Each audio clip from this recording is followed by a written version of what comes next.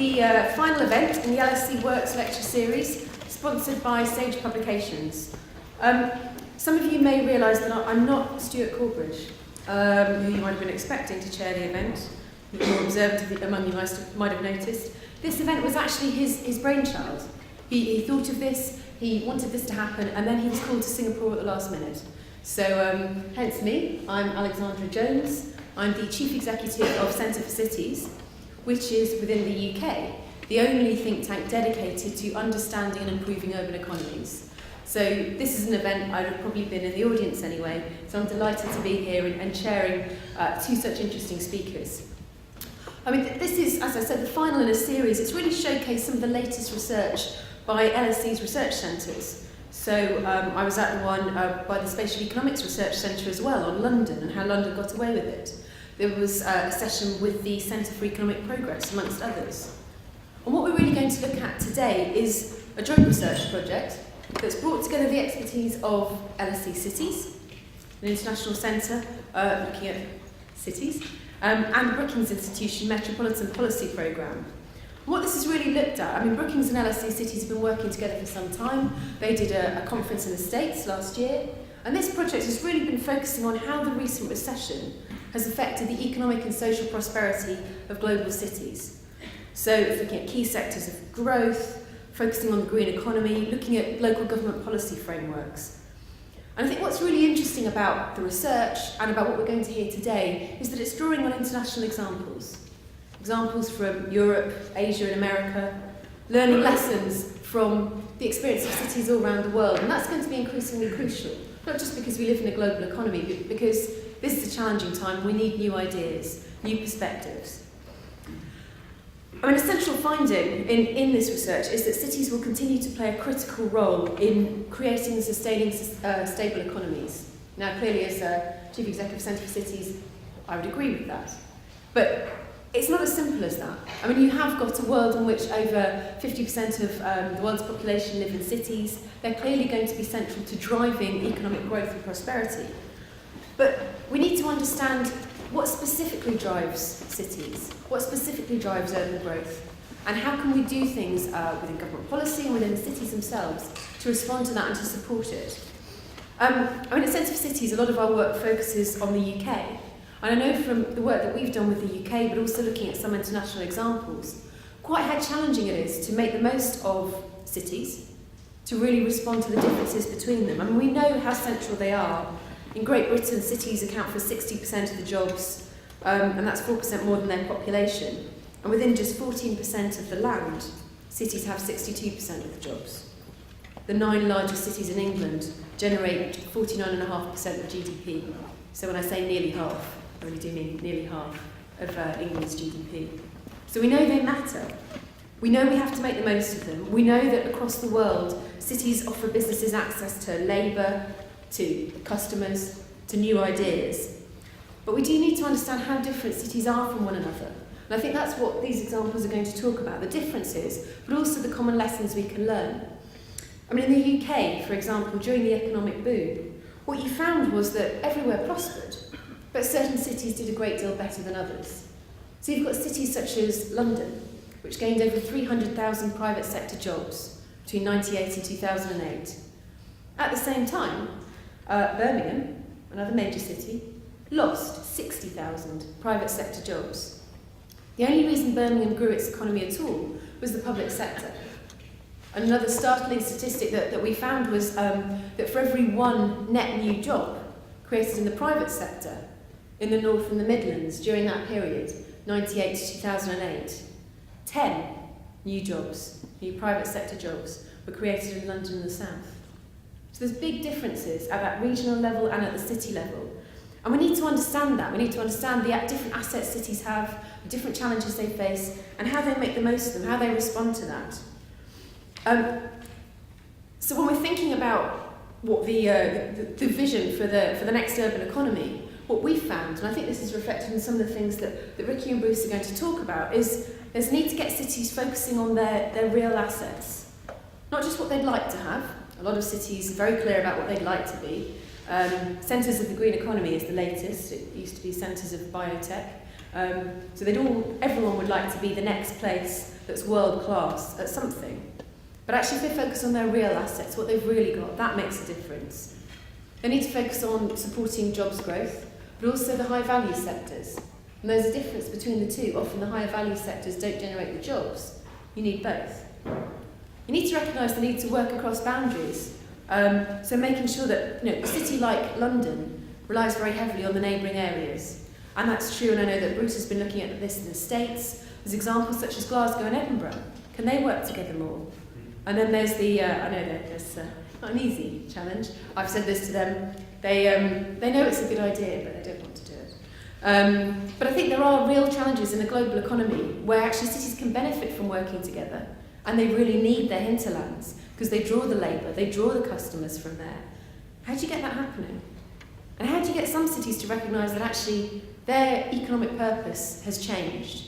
And that's going to mean some very tough decisions. I think some of the cities you'll talk about have taken some tough decisions. For some cities, Leipzig is one of them, the cities in the States, they've had to downsize. They've had to recognise their physical infrastructure was actually too big for them, and that's one of the ways that you can make the most of the assets. So we know that cities, to thrive, need to take action on a whole range of measures. This is about planning, it's about housing, it's about skills, it's about transport. It's about having some financial autonomy. One of the big problems in the UK is that they don't have financial autonomy. To give you a sense, in the UK, about 17% of money is raised locally. The OECD average, 55%. So there is some way to go before we get anywhere near that. And I think that's one of the big differences that some of the cities you'll be talking about. But I think there's still lessons we can learn. And finally, leadership. I'm sure will be coming up a great deal. Getting the governance structures right, getting the leadership right so cities know where they're going, they know what they're doing, they can inspire confidence in the private and the public sector, and they can actually just demonstrate they're making progress. Now that's a wide range of issues, and I'm sure some, if not all of those, will be coming up in the examples we'll hear about. But I think these big questions about how do you grow the urban economy, and how's the economy changing now we're emerging from the biggest recession since the 1920s, are absolutely critical for now, which is why I think it's going to be such an interesting debate. So I'm delighted to be introducing Ricky Burdett, Professor of Urban Studies at London School of Economics and Political Science, Director of LSE Cities, which is relatively new on the block compared to some of the centres, so set up in January 2010, supported by Deutsche Bank. I could list all of your different positions, but I won't. Suffice it to say, he is more than qualified to speak on this issue. And what he's going to be doing is talking about how selected kind of European and Asian cities, so Torino, Barcelona, Munich, Seoul, have overcome crises, such as the one we've just come through, and demonstrated significant progress in urban economic development over the last 20 years. We're really interested to hear what lessons we can learn and what we can draw for global cities from the experiences of these places. So, thank you.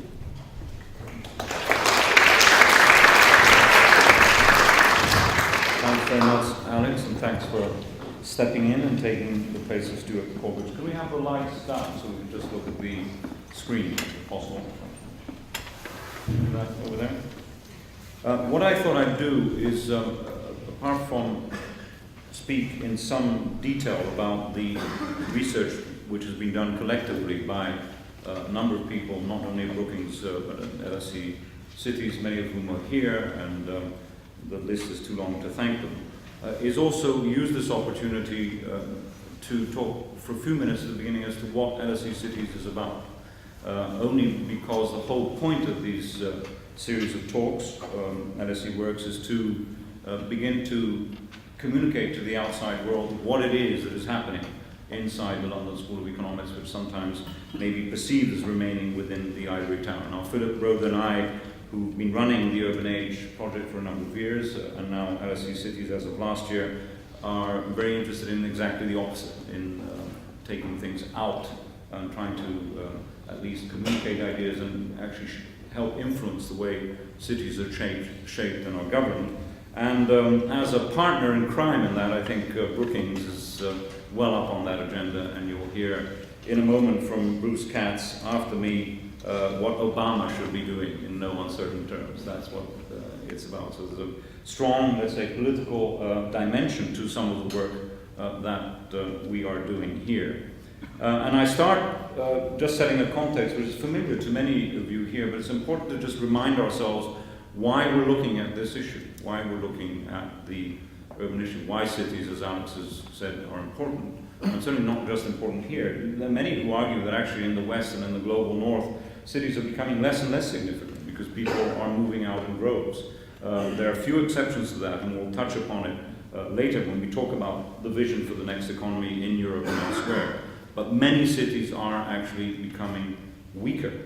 There's been a conference over the last few days organized by my colleague Anne Power, both in London and in Belfast, actually looking at weak market cities and how they've picked themselves up in the last years in the face of serious decline in jobs and other opportunities. But that's what's happening everywhere else in the world. And therefore, very importantly, the lessons that we can learn, as Alex was saying, in good and positive examples in the cities of the global North that can be exported and can be discussed become incredibly significant. And what we do at LSE Cities is not just study the numbers, which I will be talking about, but study the shape of the city. And that's not what we're focusing on today in detail, but it will come up in many of the things that I'm going to be saying. What I'm interested in, I guess, as an architect, as someone who's been involved in urban design with a number of colleagues and working with people like Ken Livingstone, Richard Rogers and others here, is what is the shape of the perhaps 75% that is going to be built up in the next few years, but not just for the sake of it in terms of design, whether it looks good or it doesn't look good, whether the streets are beautiful, whether there are trees, but what does that do to both people in terms of their level of exclusion or access, and most importantly in terms of today, what does that mean actually to jobs? And here things like transport and physical proximity become incredibly important to this aspect. So I would say, supporting what Alex was saying, you can't talk about a vision for the next economy in a cities without really touching on other issues, which sometimes are left out of this discourse. I mean, we are very interdisciplinary at LSE Cities and want to talk about transport and public space and design and exclusion at the same time as we talk about the dynamics of city growth. And these are the dynamics. Again, this is work that we've been doing over the years, which will be published in a new book called Living in the Endless City, coming out in a few months. And even though you can't really see the details from where you're sitting at the back, it's important to just see the difference in tone of color in this map of the world. What it shows you in the darker green are the cities that effectively grew from the 50s, 1950s, over my lifespan, effectively, to the 1980s and so. And you can see that obviously cities like New York, cities to a lesser degree London, but Tokyo also grew quite substantially in that period. In the lighter green is the cities that have grown more recently, and you can see obviously in Asia, Africa, and particularly in South America, the great expansion. But most importantly is where a city is going to grow next, and it's the white bit. And you can see that the dramatic shift towards Asia is clear, but also towards Africa. And many of these are low-income economies using very little energy today, with a lot of poverty. And these 3 points are absolutely instrumental to a discussion of the vision of cities in the future from the economic and the political point of view. And much as we talk about cities, this is again part of what we're doing in our research center, much as we're overawed by that dramatic statistic of 75% of the world's population might be urbanized in the next sort of 20, 30 years, they still only occupy 2% of the surface of the earth. So there's some space to go in many ways. The real questions for us is what shape are these cities and what do they do to the environment, what do they do to people, and how do they continue to generate and act as engines of the global economy, as Bruce and I will sort of stress. Another couple of things I want to touch upon before I sort of come to the core of my presentation on the 4 or 5 cities and the global Metro Monitor work we've done with Brookings. Just to place things again in a wider context. It's quite easy for us to say, how do we make Liverpool How do we fix Liverpool? How do we fix East London? Andy Altman is here, who's running the Olympic Legacy Company, who is trying to fix East London through a series of massive investments made by central government, nearly £9 billion. But most of the growth that is happening around the world is of this order. 33%, a third of all people moving into cities around the world is informal, and people living in slums without basic infrastructure. Therefore, no access in the formal way that we talk about it to jobs and other things. So I think it's important to bear that in mind, as is this other statistic, which is central to the notion of a new economy because of the potential of low carbon in terms of creating city jobs. That cities themselves, just buildings and environments, generate, because they consume so much energy, but generate something like 75% of CO2 emissions. So effectively, a small change in the shape and the dynamic of a city form makes a massive difference to the planet, both in terms of the social well-being of its citizens, but also in terms of the environmental quality. These are issues that cut across the research we do and cut across some of the themes that we're talking about. And this graph prepared by my colleagues, mainly Philip Rode and others who worked on 2 chapters which were published recently for the United Nations Environment Programme on buildings, on cities, in a way tries to summarize some of the issues. I'm going to come back to this at the very end. It's a bit complicated, so bear with me. Let me explain what this is. On the horizontal scale, you have an index of human development. Basically, the better off you are, better health, better education, and better income, the more you are along the right-hand side of this axis. On the vertical axis, you have the ecological footprint. Effectively, let's say how much energy you use, but more than that, how much food you eat, etc. The dotted line shows you, over here, how much the capacity is of Earth to actually contain how much we consume. In other words, anything above that dotted line is more than the Earth's capacity, right? And in the darker colors, you see the more urbanized nations. Now, we could spend hours on this, and I don't want to. There are 1 or 2 very simple points to be made. What you see is the obvious connection that the more wealthy we are, the better off we are, the more energy we consume. On the whole, the trend is the more urbanized we are, that is the case. But actually, that map begins to, in an interesting way, break up, particularly in this sort of central area above where my hand is. Because what you see there is that there are some cities, there are some nations and cities within them, which are dark green, therefore highly urbanized, which have pretty good levels of quality of life, and are consuming less than the ones at the top. Now, the ones at the top, I'm sorry, Bruce, are all American. Right? The ones way up there are Phoenix, Los Angeles, and the other heavy consumers, it's obvious. The ones way down on the left-hand side, the light colors, are sub-Saharan Africa and other nations of that sort. Then you get China, South America. But in this sort of middle area, and that's what we're going to be talking about, this is the cities we've looked at in some detail, are on the right-hand side, Western European nations and cities, and on the left-hand side, mainly Eastern European nations and cities, where you see possibilities of creating places which are positive in terms of well-being, but also not so negative in terms of economic development. So what I'm going to do is focus on issues of population, but also issues of the economy. Again, in terms of the core issues that we're interested in LSE Cities, we're interested in not just the sheer numbers, but the pace of change. This graph shows you, if you can see the numbers, of how many people are either born or are moving into cities like Lagos, 40 people per hour, Karachi, Mumbai, vast numbers, but also difficult to see in the red, those cities which are going the other way. Berlin is basically static. Many American cities, we'll hear this later, have had sort of a negative growth, and that differential pattern is, I think, incredibly significant. And now we turn to the economy, and what you see here is again the pattern of urbanization that I showed you at the very beginning, with the shift towards Asia, the shift towards Africa, and the stabilization in South America is reflected by GDP growth, as you see here. The numbers aren't important. What is important to me is what actually happens. And most of the growth takes on an identity, a visual reality of this sort. This is not an exaggeration. I mean, you don't need to take a camera in one particular spot on the outsides of Shanghai, as this picture actually happens to be. This happens more or less everywhere.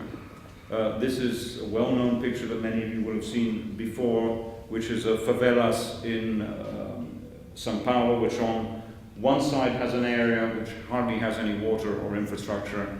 On the right-hand side has such a wealthy environment that there's water on every single terrace. Now, I'm using these as a metaphor of also the issues that Bruce and I are talking about. That we actually are creating, in this moment of trying to fix our cities, cities which are actually incredibly divided, and perhaps more divided now than they've been for the last 20 or 30 years. And therefore that physical dimensions, you see that in São Paulo, the edges of the city are invaded, literally the term that is used in Portuguese to describe this, are invaded by the poor, drinking up and polluting the only sources of water that are possible. And of course transport, I think is at the heart of this in terms of providing access to jobs. If you have to spend 4.5 hours, as people do in São Paulo or Bangkok, commuting every day, that is a negative impact on sort of the economy. So those are issues which very much lie behind the analysis we do at the level of governance, as you hear, at the level of density of all the cities that we've studied.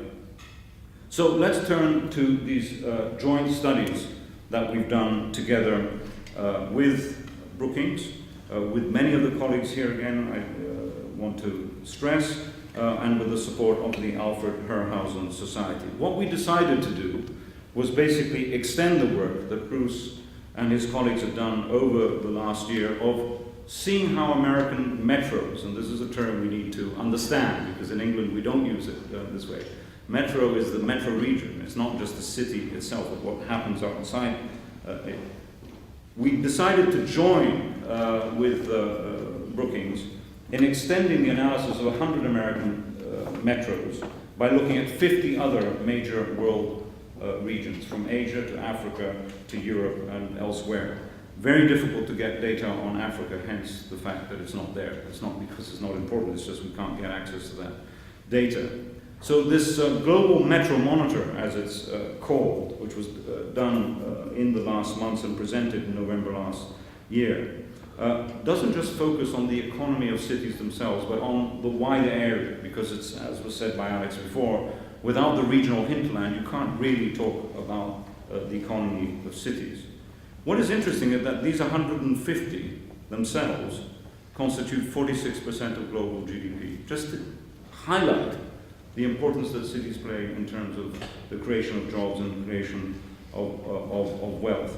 They themselves, these 150 only, contain 12% of the global population. Well, why are we looking at metros? And here I'm using, I think, Julie Wagner's images on the screen.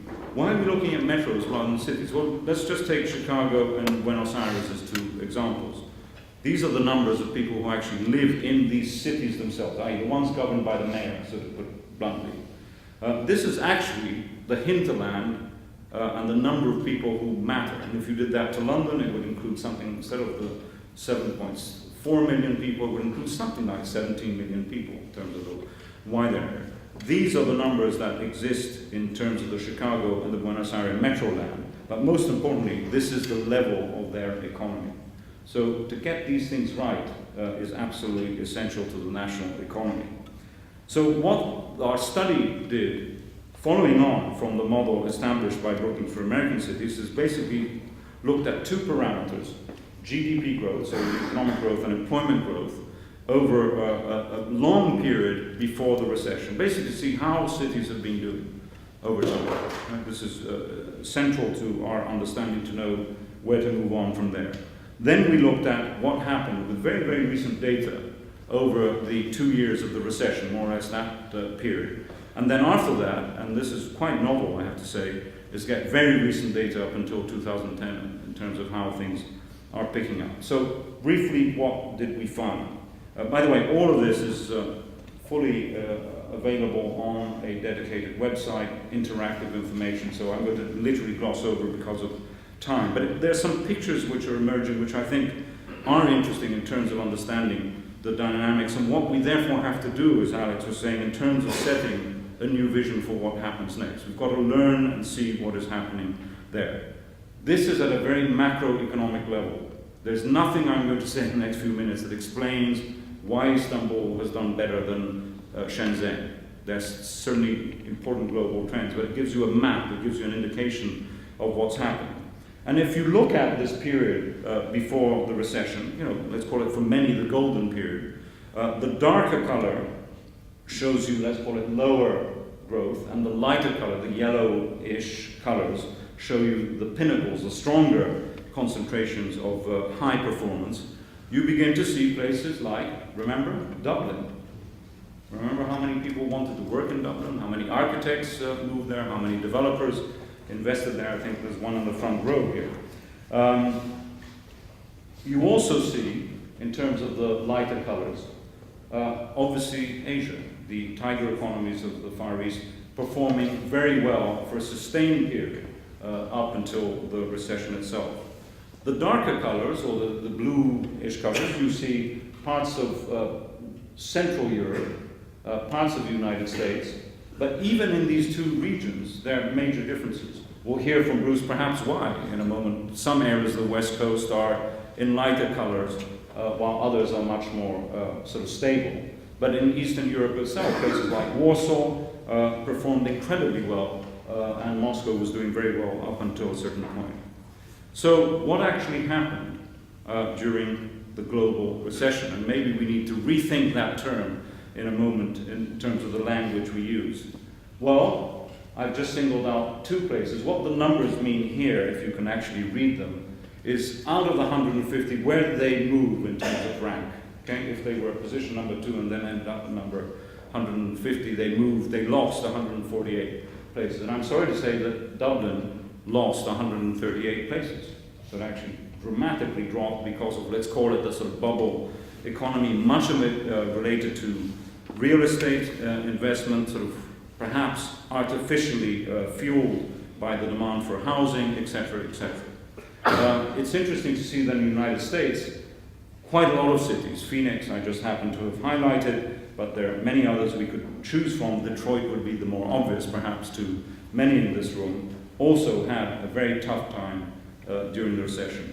But as you can see on the right, and interestingly even in South America, on the whole things remained relatively stable despite this global recession. Was it a global recession? Well, if you look at what's happened in the last year and a half, it's what some refer to as the Protestant recession, focused very much in sort of the global north. Well, of course, Ireland is a Catholic country and would break the rule.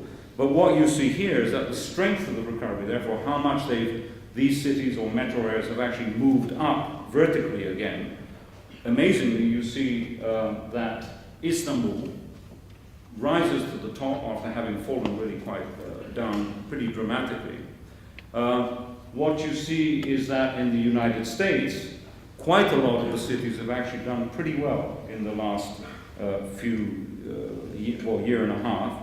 In Europe, it's pretty tough, even though there's a variation in that. But you still see some very large negative numbers. But look at South America, how stable, in a way, that has remained. The BRIC economies, so to speak, for themselves. And of course, Shenzhen, Shanghai, and other cities are remaining in a very strong position.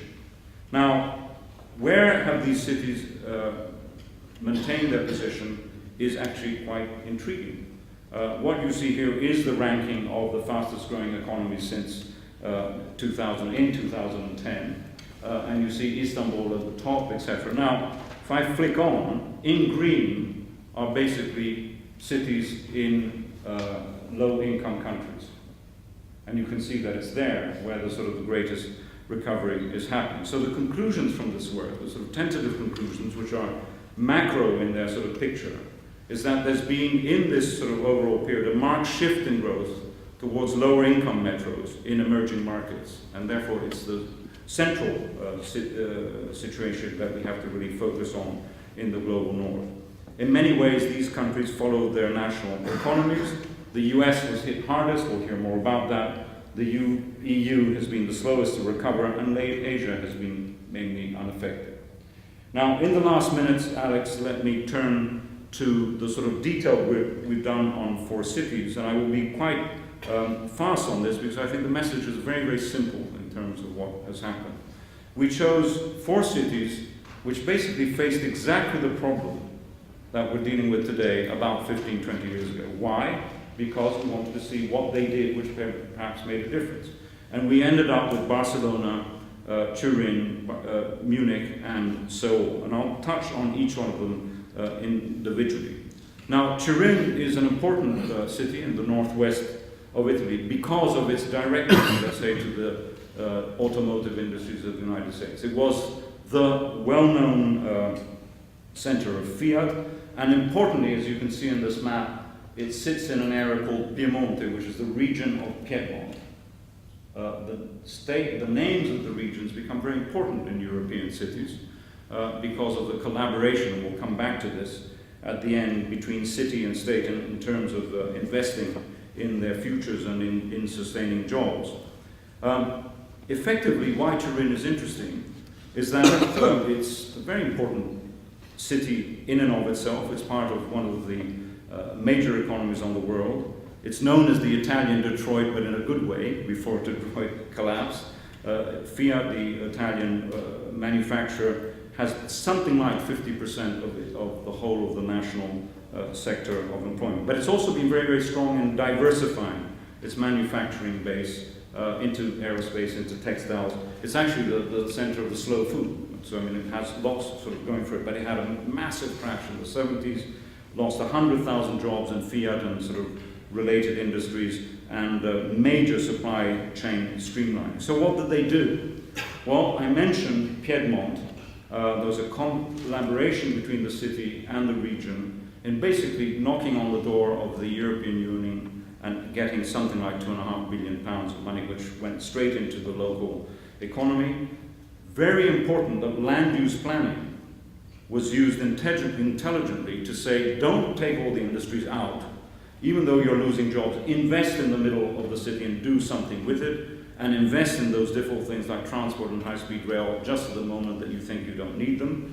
And we also discovered the incredible importance of universities. The Polytechnic of Turin effectively was able to foster growth in those areas that otherwise, and areas of expertise that would have otherwise been lost. So you have a city that not only invents a new car, which is incredibly successful, but it turns old factories, the Lingotto factory, amazing because it had this racetrack on the roof, some of you will remember that amazing building, into sort of shopping, research center, and also universities there, but invested heavily in the quality of its environment. And here you see that despite the drop, obviously, in the recession that all these cities have experienced, the economy on the whole has sustained itself pretty well. Let me quickly go through Barcelona. Catalonia is the region which surrounds the city of Barcelona, a strong port city, which of course had its own enormous problems.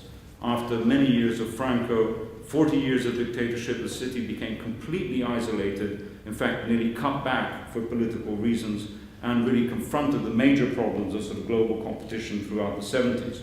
Well, they sort of reinvented themselves. They used the Olympics to a degree. They named themselves the capital of the Mediterranean. That notion doesn't exist, but it's very successful in just getting younger people, students and others to move there.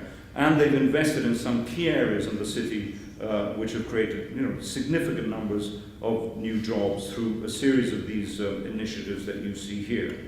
Again, importantly, without repeating some of the main themes, connectivity, very, very important. You can't leave transport out of the notion of creating new jobs, Bruce, and I think you've been pushing that very strongly in the States, but they're not really listening to you. The investment in the port has been absolutely massive, and very recently the Chinese have put in £3 billion in terms of the investment. So not only has this become an incredibly desirable city again, it's where younger people from the whole of Europe are actually going to find jobs and building on the quality of life. And there it is. Again, you see the statistics over the years have improved. Munich is known as the German Silicon Valley. This is work which Max Nathan and others in the room have led for us with Philip Brodé. It's got all the great sort of signature companies there, BMW, Siemens, etc. Now, the whole point is they could have left. If things had been just abandoned to global competition, to all the pressures I talked about, they could have just all left.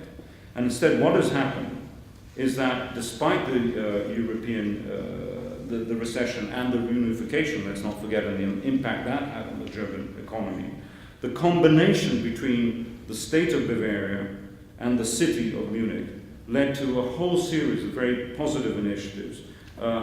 Manpower, investment in social capital, the right sort of people in government rather than the wrong sort of people in government. They call it geeks in government there. It's just people who could either be working in industry and doing top research or actually in government positions, partly because they're well paid. And again, we found that the role of the university in R&D made a massive difference in terms of what the team has called institutional thickness. So you get a city which is active, it's changing, it's growing.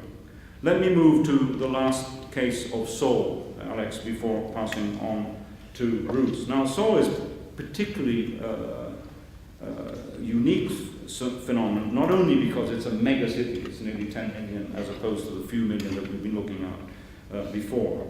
It also has a very different sort of status because the central government is much more heavily involved. But an interesting case study to understand from that point of view.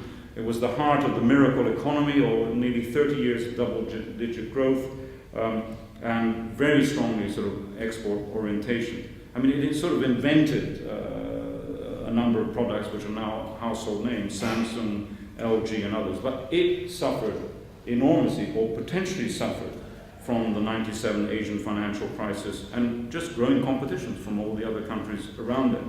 So what did they do?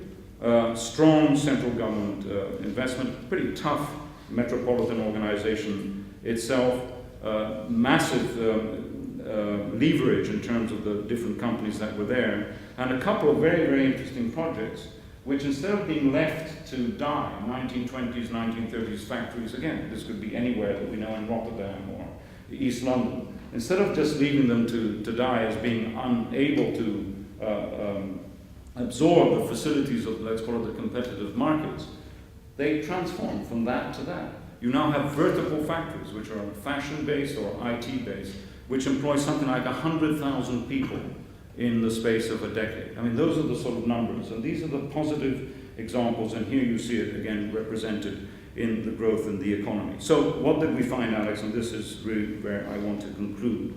We found a number of key things which cut across all these examples, all four of these examples. There can be many more. I'm sure there are other examples where maybe it hasn't worked so well.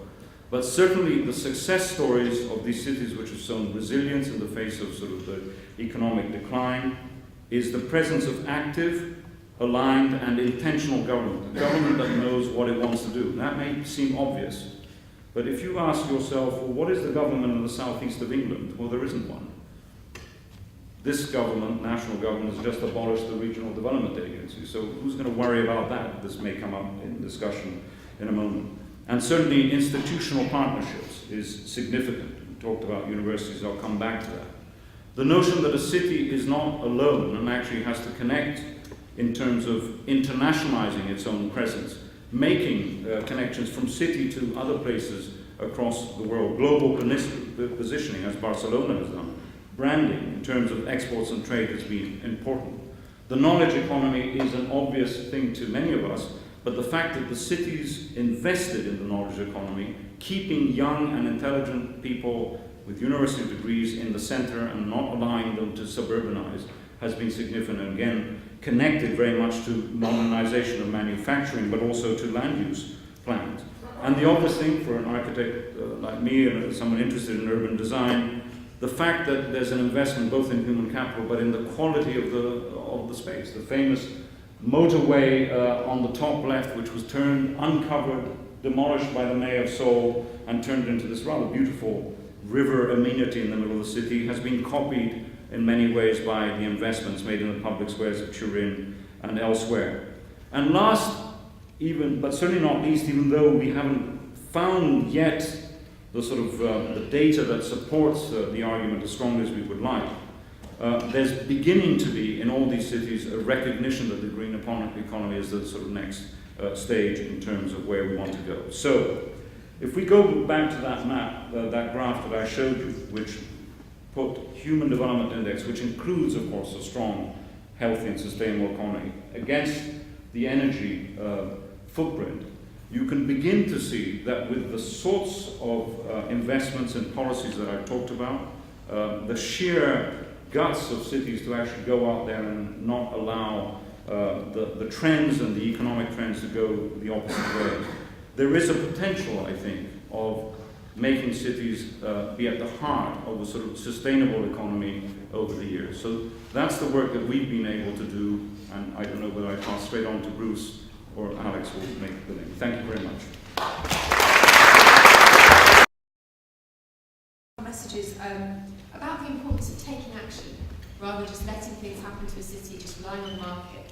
Taking action seems to be a common theme. And I'm sure that's one of the things that Bruce is going to touch on as well. So Bruce Katz, Vice President of the Brookings Institution, Founding Director of the Brookings Metropolitan Policy Programme, and you regularly advise US policymakers. And I think you're going to talk about a vision of the next American economy, what it's driven by, how it's going to happen, and I think some advice for what Obama should be doing about this, and the cities themselves. And maybe some advice for David Cameron as well. First of all, Alex, thank you for chairing this, and it's a joy to be here with Ricky and Philip.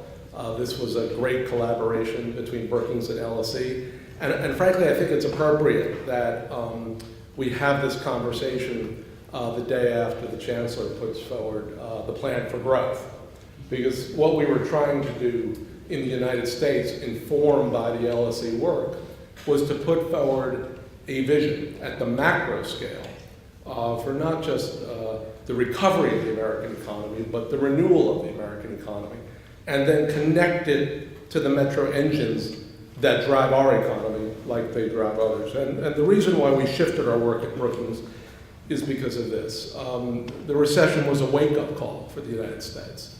We lost 8.5 million jobs. 1 in 9 people are still unemployed. The figures are improving, but slowly. 1 in 7 people are in poverty, and as everyone knows here, the way we measure poverty in the United States is at incredibly low levels. And the big kicker is 3 in 4 people either lost their job or knew someone who did. This was unlike prior recessions. It pretty much touched all of our country and touched a large portion of our citizenry, and has left the country in a very different state. But there's no going back, because we do not want to return to the economy that precipitated the recession, because it was anything but normal. So we have put forward a vision for the American economy, which is a vision of an economy driven by exports, powered by low carbon, fueled by innovation, and rich with opportunity. And this is a vision where the United States exports more, becomes more globally integrated, wastes less, innovates in what matters, produces and deploys more of what we invent, and actually builds an economy that works for working families. Now, that economy will be driven by metropolitan areas, because metropolitan areas are where the assets of nations tend to be concentrated, and where the connections and linkage are leveraged. The United States still tends to think of itself at times as a rural nation or a small town nation, when it's actually a nation that is powered by these metropolitan engines. So our recommendation to policymakers at all levels of government, and frankly to the private sector, is that the American economy will be renewed, the American economy will be restructured and rebalanced if we unleash the entrepreneurial energies of our metro engines. And particularly at a time when our politics are polarized and the partisan divide has grown even more dramatic since the 2010 elections, We believe that this renewal of the economy will happen from the ground up.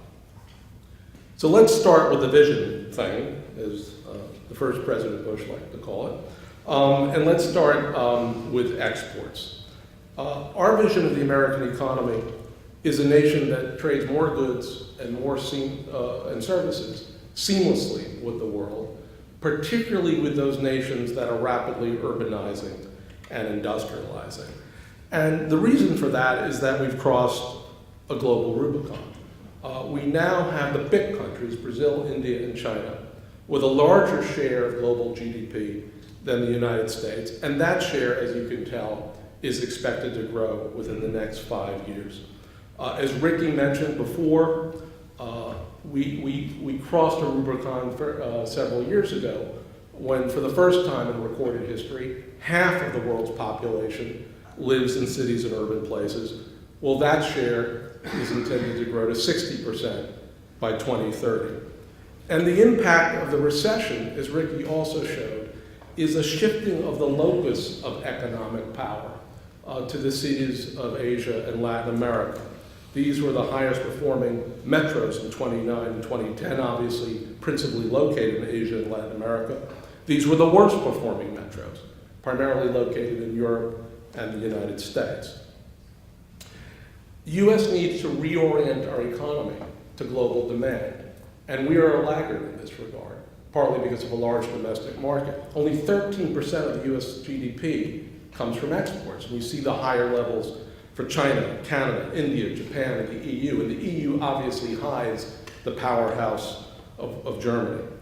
Our transport networks are clogged and congested. We like to talk about the American economy as a first-class economy with a third-class infrastructure, as any one of you know when you travel to JFK or LAX or any of our airports for that matter. And Americans don't get out much, right? We're the most diverse country in the world. Only 28% of Americans have a passport. Every time a mayor leaves a city to go on a trade mission, it's almost a criminal act in the local press. So the question for the U.S. is, can we even get back into the export game? And we think the answer is decidedly yes. Despite the fact that most Americans don't know what our economy manufactures, we still are a global leader in the manufacture of aircraft and spacecraft and high-level machinery and high-precision surgical instruments and high-quality pharmaceutical products. So we still participate in global manufacturing, partly because of the military base of our economy. And tradable services, whether it's education or healthcare or business consulting or real estate consulting, we had a $152 billion surplus in 2008 in tradable services, and that's going up like a rocket. Our demographics are very healthy from our perspectives, and 1 in 8 Americans are foreign-born, and the bulk of the growth will continue to be in diverse populations. For the first time in the 2010 census, a majority of children under the age of 3 in the United States are minority. It's hard to even call people minorities anymore, given the shift in our population. This is the platform for global exchange and commerce going forward in the United States. So when the president went before the country in the early part of 2010 and said we need to double exports in the next 5 years, he was basically just dealing with reality. Our recovery and our renewal will not be driven by domestic consumption. It will be driven by global demand. And the act of doubling exports in 5 years would create anywhere from 3.5 million to 5 million jobs in an economy that lost 8.5. Second hallmark of the next economy is low carbon. And again, here, the United States, a laggard, right, on climate, a laggard on the shift to the clean economy, now needs to move back into the vanguard. Because everything's about to change. The energy we use is about to shift from an almost exclusive focus on carbon-based fuels to a more diverse mix. The infrastructure we build is going to move from 20th century modes of transport and energy to systems that are faster and more technologically enabled. The products we buy are going to shift from these high carbon gas guzzlers to a more eclectic baskets of sustainable goods. And the built environment is going to change.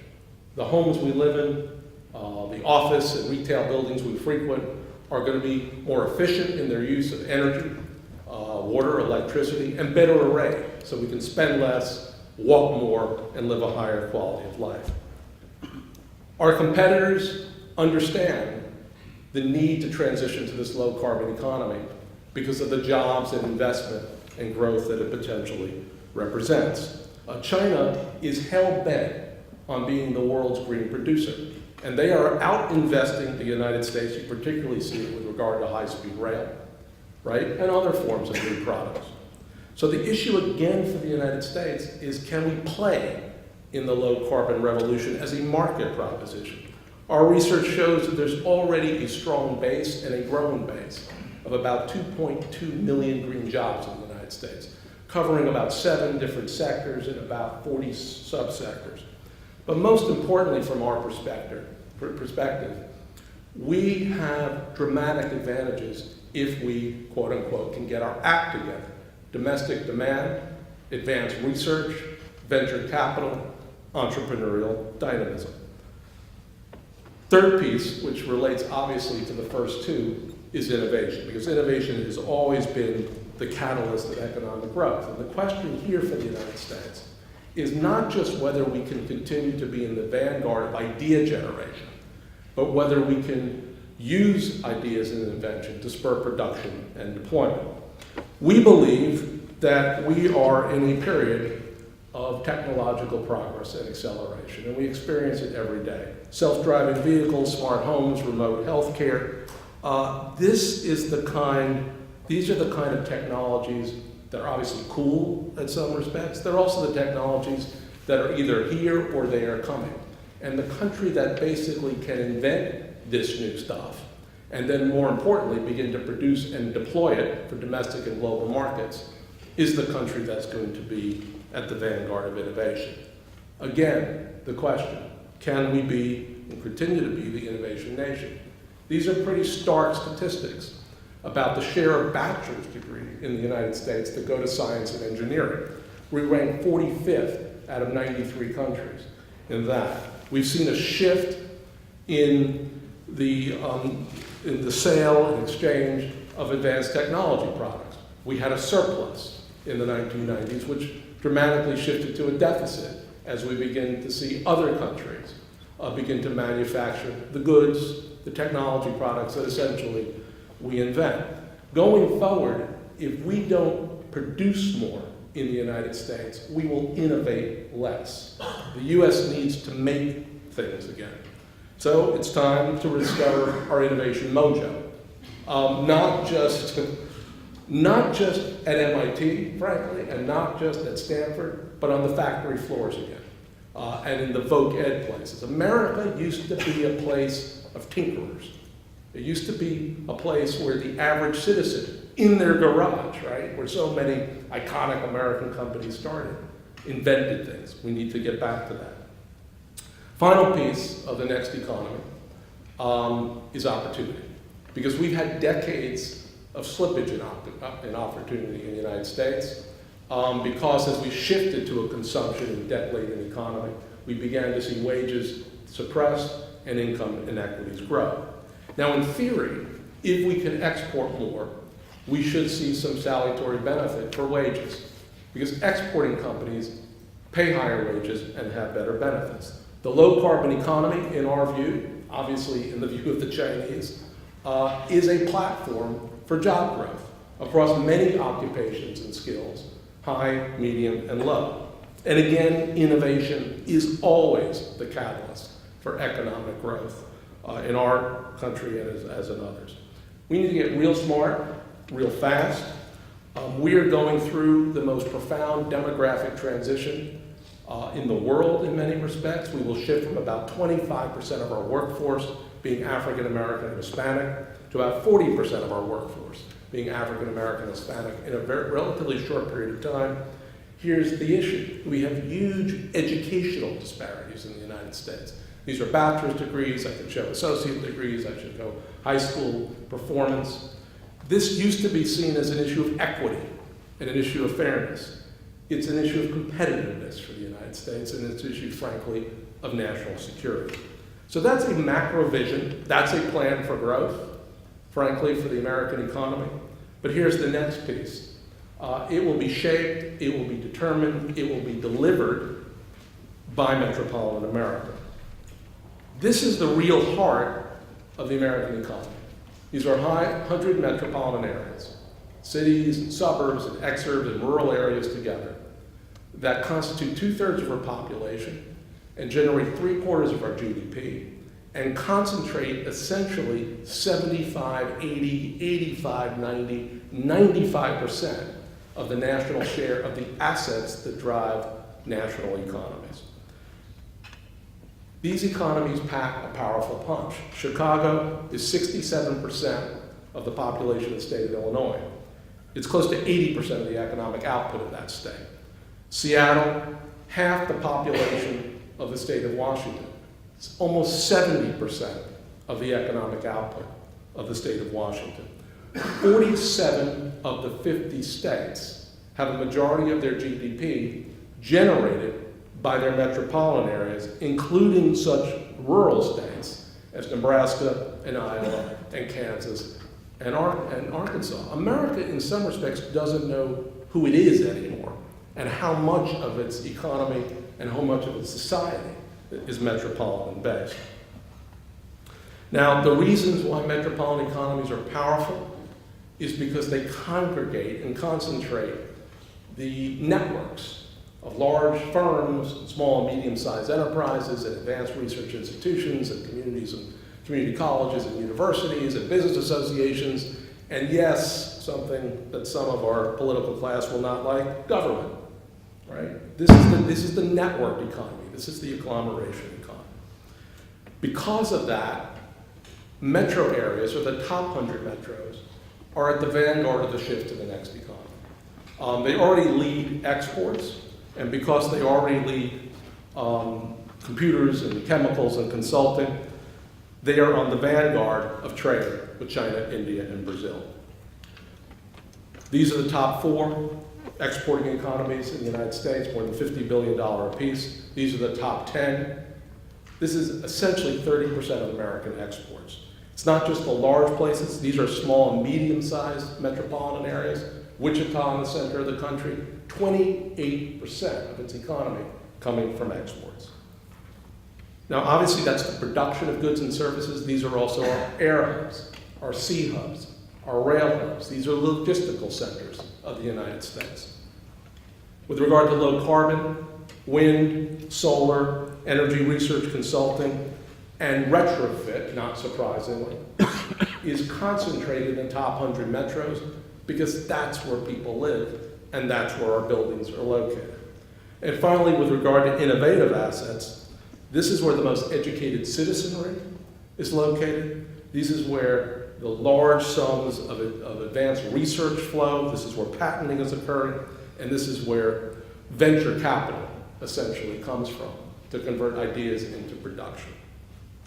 So again, top 100 metros are going to shape, determine, and deliver the next American economy if they essentially are unleashed. So here's the question for the United States. If you want to move to this kind of economy, your national government would do some essential things. You'd price carbon, you'd invest in advanced R&D and energy at scale for a sustained period of time, you'd invest in transformative infrastructure, you'd overhaul immigration, you'd invest in education and skills. Here's the current state of our body politic. Madmen basically rule our airwaves. The federal government is broken, at war with itself. The states are broke. So our proposition to the American political business civic class is this. We're going to have to do this the hard way, through a pragmatic caucus of metropolitan, corporate, civic, and political leaders who build this next economy from the ground up. Because these group of people put place over party and collaboration over conflict, and we believe evidence over emotion. They wake up every day with a view of making their place better. Now, In metropolitan America, cities and suburbs, the prior economy celebrated Starbucks and Stadia, right? Everyone pretty much wanted to do the same thing, irrespective of market location or condition. The next economy, by contrast, celebrates differentiation, right? What Raleigh does is different from what Charlotte does, is different from Atlanta does. So the message is to build on strengths, build on special assets, attributes, and advantages. We are taking the principles of private sector business planning and we are trying to apply them to metropolitan areas because we think many of the same principles that companies use to build off their assets and attributes apply to cities and metropolitan areas. What we've done at Brookings for the last 18 months, when we sort of just got fed up with the policy stuff, is we went out and started working with corporate, civic, and political leaders in Northeast Ohio, Youngstown, Cleveland, and Akron, Minneapolis, St. Paul, and Greater Seattle. And in each place, we worked with different kinds of leaders. In Northeast Ohio, we worked with the Fund for Economic Future, which is a nonprofit intermediary working with manufacturing firms all across that area. In Minneapolis, St. Paul, we worked with the mayors of both cities and the suburban mayors and the business leadership. And in the Puget Sound, we worked with city and suburban mayors and the business leadership as well. In each place, this group of leaders declared a focus for their region, which obviously is customized and aligned to what they're good at, or the challenges they face. Northeast Ohio, not surprisingly, how do you retool an auto supply chain for the manufacture and production of a completely different set of goods, whether it's clean energy, whether it's the healthcare sector, whether it's flexible electronics. If you can make ball bearings for cars, you can make ball bearings for wind turbines or for things that you put in your body. Minneapolis, St. Paul, a place, powerful economy, Fortune 500 firms, very little entrepreneurial dynamism. How do you begin to change the culture of that metropolis through business accelerators, business incubators, the sort of vanguard of that movement, so you can bring small business growth. And finally, with regard to Puget Sound, not surprisingly, with Microsoft, not surprisingly, with some of the largest building energy efficiency firms in the country, how do you become the cockpit of a global move towards energy efficiency through the technology realm? In each of these places, we've developed specific strategies, but even more importantly, investment prospectuses for the public and private sector. As new governors come in, whether in the state of Ohio, or in the state of Minnesota, or in the state of Washington, the challenge is to invert the federalist pyramid in the United States, to move from a top-down system of federal policy or state policies, may sound a little familiar to the UK, where the locals are leading, where the metros are driving, because they're closest to the ground, and they're the most cognizant and aware of their assets' attributes. We've already received investments from these states for the kind of activities that we've prescribed. Now, going forward, what we'd like to see, and I'm almost done, is the national government and the states basically have a new perspective on urban and metropolitan policy. And it's not that complicated. Help those places that help themselves and become intentional and deliberate about their growth. This is the 3010 initiative in Los Angeles. So in the middle of the recession, the mayor and the business leaders and civic and community leaders were able to get voters to vote for essentially a $40 billion sales tax over 30 years to build out metropolitan transit in Los Angeles. Well, given the recession, what we've basically had is the mayor go to the federal government and say, what if you were able to give me low-cost capital backed by this 30-year sales tax? We can build out the transit system in 10 years. That's 160,000 jobs in a county which has 750,000 unemployed. This is a 90-10 plan. 90% of this money is coming from the LA metropolis. We want to turn our system on its head and have leadership of the next economy come from the ground up. Now, eventually, we're going to have to get back to the national scale. We may not get back there for 3 years, or 5 years, or 7 years, or 10 years. It's going to be damn polarized and damn partisan. Eventually, to build exports we need transformative infrastructure.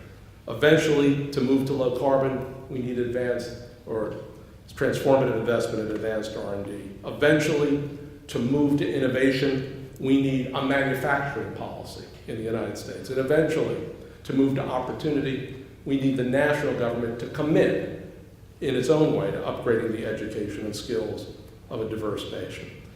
But over time, we think, or during this period, while the federal government is on its typical frolic and detour, we think the leadership can come from below. And what does all this mean for the UK? 5 seconds or less. You were like us.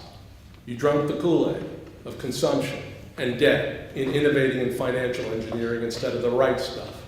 Well, when you read Osborne's speech yesterday, sounds like he wants to rebalance the economy.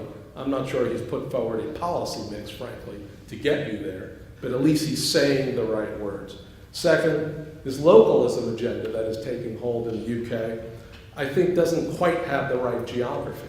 It has the right impulse to devolve down. We can argue about whether it's really doing that in any meaningful way. But the real geography of the economy is not at the city scale. It's at the metro scale.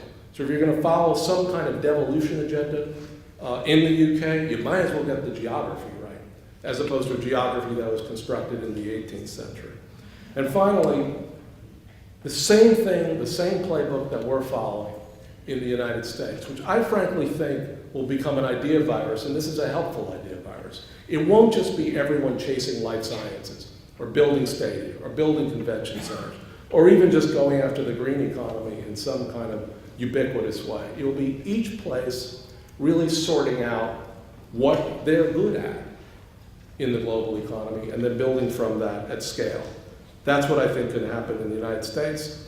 That's what I think can happen here. And with that, I will shut up. Thanks. We're going to have Q&A now. For anyone who missed any of that, this is a lot of information. There will be a podcast, hopefully available tomorrow, so it's being recorded.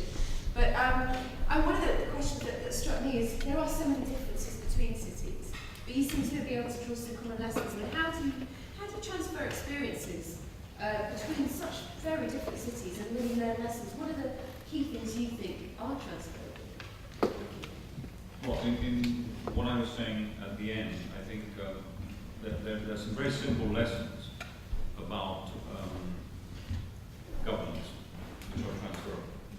I think without a city recognizing that there's a wider hinterland, whether you call it a state if you're in Germany, whether you call it a region, whether in Italy, I don't know what you call it in England.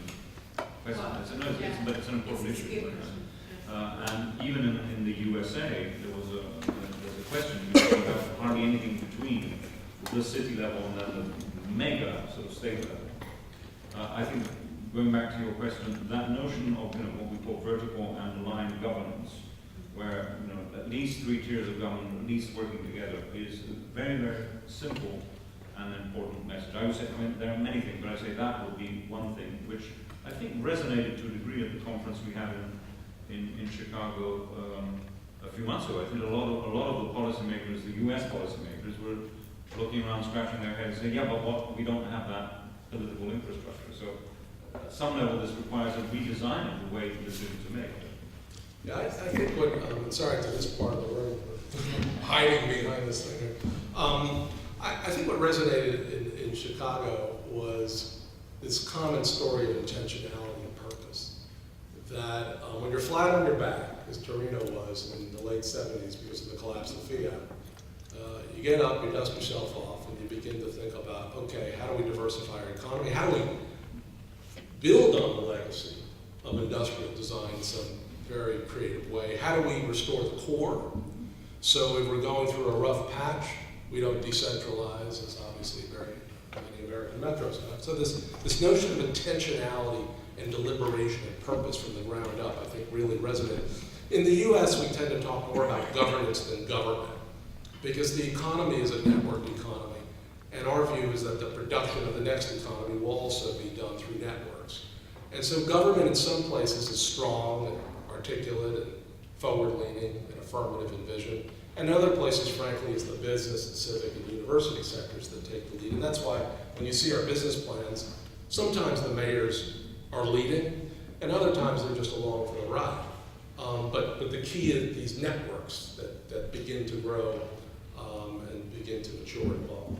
So it's getting that kind of leadership, right, really, and trying to get governance. I mean, Ricky, you said it's a simple message, and I think it is, but it's clearly, I mean, you just need to look at most countries. It's not easy to get it right. Yeah, but I think we can also exaggerate it, just as long if you've got a good mayor, things will be fine. No, absolutely. And I think a lot of the work we did, led by Andrea Colantonio, when we did interviews, he did interviews in Barcelona and Turin in particular, we were surprised to find that there are other institutions, banks, foundations, university, which played a major role in sort of standing on the side but helping. I mean, a small example is the Polytechnic of Turin, which I gave an example. Here, as Bruce has just repeated, Fiat in decline, right? 100,000 people left.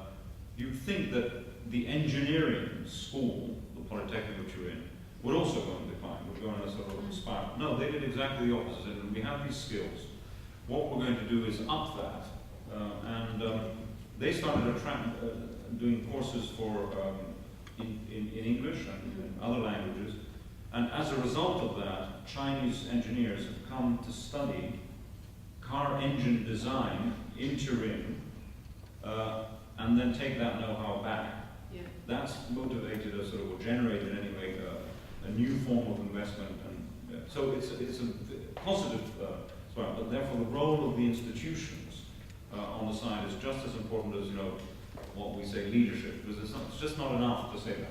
Well, I mean, I think when I talk about leadership, I don't think I mean the mayors. So actually, I think whenever we talk about leadership in central cities, it is exactly what you're talking about, which is the public sector, the private sector, and it is, as Bruce was saying, in some places the mayor may be leading, in some places, frankly, they're being taken along, and that's a good thing.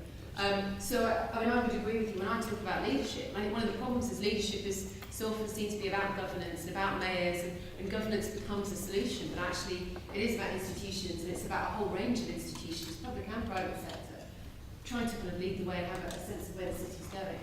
But let's open it up to questions. So could you just put up your hands? I think we've got some microphones around the room, so we could just start here and then from here, and just there. My name is Liz Dunn. I'm in the Cities program.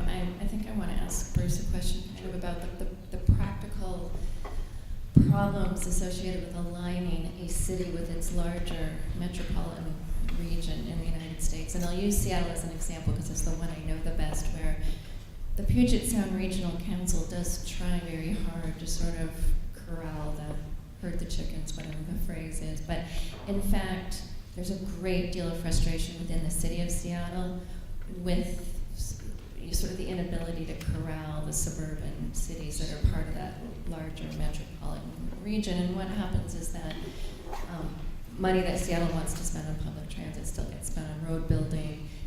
So that the densest parts of Seattle are willing to accept more density, the suburban areas are not. And so I think there's a real challenge there. So I'm not at all arguing with the approach, but just asking about the implementation. Great, I mean, great question. So that kind of tension between the cities and the wider areas. I'll get a few questions and then just come back. So actually, Steve. Are we on? Yes. Hi.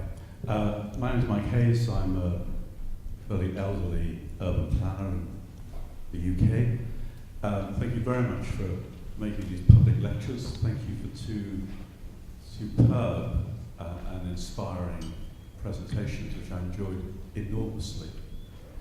My experience has been in working in major cities in Liverpool and Glasgow and London and in one small city with a mayor.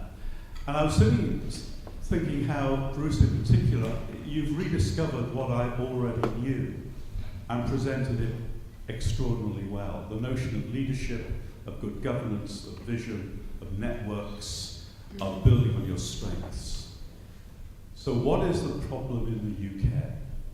Okay. And my reflection is there is a disconnect between your analysis, which is right, And the experience that I have and many others have of doing things at a metropolitan level, at an urban community level, and our government at the moment. And your point about localism, where we have a notion of localism at the moment that appears to be about neighbourhoods, although we also, to be fair, have, and I think they're right, and I would encourage them, some strong ideas around city mayors and the like, and regional mayors as well. Okay. My notion is good. And the question looking forward, because other people always reflect on the past, is how do you take this body of knowledge and use it to inform the body politic? So Not locally, but nationally, so that bounces back to local political action and leadership and all the rest of it. Great question. So how do you make sure that all the things we've learned are actually informing that national dialogue? Great. I think there's just one more question just over here, and then we'll come back to the panel.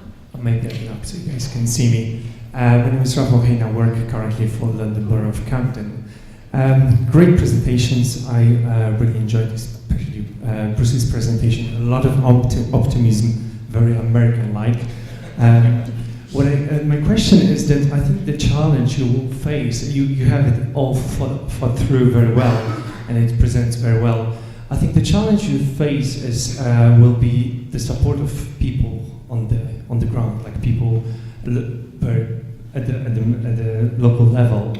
I recently got back from California. I used to work in Silicon Valley, and I was very disappointed because I found out there's still not much support for the green stuff, like the high-speed link from San Francisco to LA. It's still way ahead, way behind the schedule. I also got to know from my colleagues in the city that some other states, like Florida, they reject government money for high speed. So it seems like, Americans are still in the mindset 100 years ago, and it's hard to change that. And without support of them, it will be hard for you to proceed with your plans. How do you change that? So how do you change that mindset? How do you avoid those disappointing? Yeah, great question. Okay, so some of the practical problems, some of the challenges of getting this research to inform the national debates, and then how do you avoid this kind of constant disappointment of people on the ground that things are talked about that don't happen? Bruce. Okay, I'm going to just pop up here because it's sort of weird now. This part of the crowd here. So let's start in reverse, and then on the green stuff, the clean stuff. Here's the political issue in the United States. Basically, everyone associated the climate issue and the low carbon issue with the Democrats, and with the environment as opposed to markets.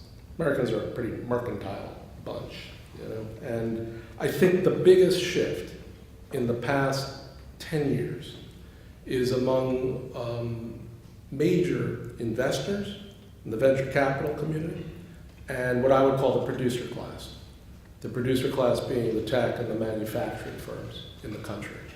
And I see, because they are global, I see them making a bet increasingly on low carbon, not because they're a bunch of environmentalists. In fact, they don't use the word green, they use the word clean. But I think that will ultimately affect American politics. Because as we all know, American politics tends to align itself ultimately with business. So this is a huge transition that we're going through. And the business class, not uniformly, obviously there are a lot of heavy polluters who don't want to change at all, but they are sort of leading the way. The other thing I would just say is we have a very large military economy, which, unlike the regular economy, is command and control. And the military is under directives to radically reduce greenhouse gas emissions on their bases and with regard to their supply chain. In the past, the most innovative sector at times of our economy has tended to be the military sector. Difficult conversation to have, particularly at the London School of Economics, but as an American, I think we need to understand the role of the military economy and the transfer of innovation in that sector over to the civilian sector, particularly with regard to clean energy. With regard to governance, this question over here, look, we inherited your system, right? I mean, we were a colony. So the brilliance of the United States is let's look like 17th century England, you know, and so Northeast, Midwest, and the Northwest, not the South in many regards, inherited this crazy quilt of municipalities in the suburban communities. I think the U.S., you know, is the great experiment across these top 100 metros, right? And we're not waiting for the regs from Washington, D.C. Those places that will collaborate to compete, and those places that will make sound and sensible transport investments and begin to integrate their labor and housing supply across city and suburban lines, will ultimately be in the vanguard of spatial efficiency in the United States, and I think ultimately of competitiveness. And so if Seattle doesn't want to play well together, fine. Other places will. And then Seattle can fall behind. I mean, we have a competition culture across our cities and metros, and that's what's going to drive us. Denver's there. Portland's obviously been there for a while. I think Minneapolis, St. Paul there. Chicago's getting there. Philly's getting there. You know, everyone gets to watch each other, and those who don't want to play well can stay behind. Though Seattle obviously has Microsoft, Boeing, and a whole bunch of other things. And the last piece about how to take this from the natural dialogue down, I would just say one thing, which is a little abstract, but I think it sort of gets this. The United States is a celebrity entrepreneurial culture. We're all waiting for the next Steve Jobs to go in his garage and invent something which will transform the world. What we need to move towards is an understanding that Steve Jobs is only able to succeed because of networks of advanced research institutions and SMEs and capital and all the rest of that stuff, which exist in cities and metropolitan areas. So the narrative at the national scale of network co-produced economies needs to blow down. But frankly, I think cities and metros are already there. It's the national leadership that lives in a different century. So it's getting away from that kind of charismatic leader almost to actually all of these things happen in a context, in an embedded context, and the network's really helpful. Ricky, some Can I questions? just reflect rather than try and answer each one of the questions, some of which were very much directed at the who's in the United States, but perhaps picking up on the point made here on my right. I think the always problem is that, you know, everything's wrong here, right? And why here is it so terrible? And I would say actually it's not that bad, and I'd like to go back. But I think part of the answer to your question, some of the other issues which we were talking about now, is what is the dominant culture of everyone involved in this game? And is it pro-city or not? Is there a belief in the city? And I think some of the work we've done in the Munichs of this world, in the Souls of this world, Turin and Barcelona, you can see it. There's a belief in the city. You just walk the streets and there's a belief in the city. The fact that the Steve Jobs, the entrepreneur, so to speak, in the case of let's say, the Turin example, Munich would be equally clear. There's no doubt that they should go out to Swindon, right? The equivalent, but that's where it was. Also because the individual, the family lifestyle, the children walk to school, that everyone sort of lived in relatively high density, close to each other, a mix of uses and culture is a very, very significant part of, I think, in a way, what you're raising. And one could posit, perhaps, I was lucky enough to be brought up in Rome, so I have a DNA of urbanism right in me. I just can't avoid it. But perhaps one might posit some of the problems here in British cities, English cities, is that there isn't that profound belief. And then when there's a moment of wobbling, you go the other way. And I was, with others, a member of the Urban Task Force, which was now 14 years ago, I think, began to say, no, we have to rebalance that shift, and came out with a number of policies, which more or less, you could say, have worked, more or less have done some good things. But that was really going against the grain of all the civil servants in Whitehall, not to mention sort of further downstream, and the housing developers. Said, no, give me a piece of greenfield land, I can build you something cheap that the market wants. True. In other words, I wouldn't just say it's a problem of policy, it's a problem of culture. This leads me in a way to an allied point, which partly cuts across this, is the notion of density. and critical mass. I think that you can't make cities work unless you have enough people there. I mean, it doesn't mean too many people. And I was, in fact, with the mayor of Turin, Camperino, when the mayor of Detroit, whose name I've forgotten, what's it? Dave. Yeah, this towering, giant ex-basketball champion was just amazed by this sister city, which had gone through a similar situation. He was coming to see her.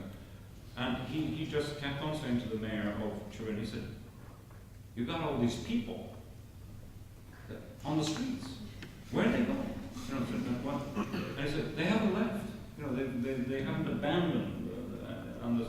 And that for him was sort of a significant. Now, this is abstract on purpose because I don't think it's just policy. It's also literally a question of how you approach the city, how you invest in the city. And I would say that London and not other cities perhaps, in the last 15 years, has done admirable things. If you just think of the reinforcement of the green belt and what that does to jobs, the policy of allowing more housing of higher density and offices and jobs next to transport, the Olympic legacy, and the Olympics itself as an excuse to do what? To rebalance London, not to spend 2 weeks doing things. Right?